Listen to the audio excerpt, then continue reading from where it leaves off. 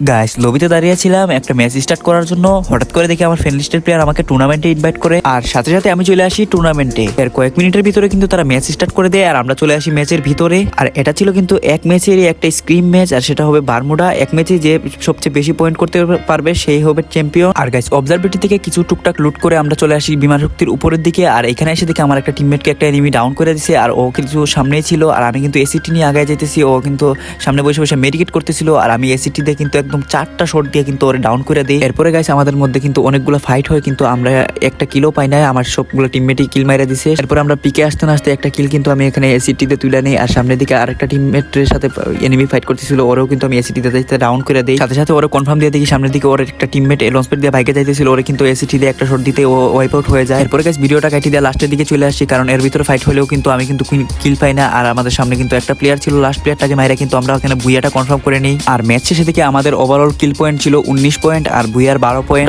31 point নিয়ে আমরা হয়ে যাই এই টুর্নামেন্টের চ্যাম্পিয়ন। আর গাইস এই ভিডিওটা তোমাদের কাছে কেমন লাগছে যদি ভালো লাগে থাকে আমাকে জানাইও। আমরা কিন্তু নেক্সট এরকম ভিডিও আরো নিয়ে আসবো। আর গাইস একটা করে লাইক, একটা করে সাবস্ক্রাইব করে দিও, কারণ আমাদের কিন্তু 1000 সাবস্ক্রাইবার কমপ্লিট করতে হবে। আমরা কিন্তু 1000 সাবস্ক্রাইবারের খুবই কাছাকাছি আছি।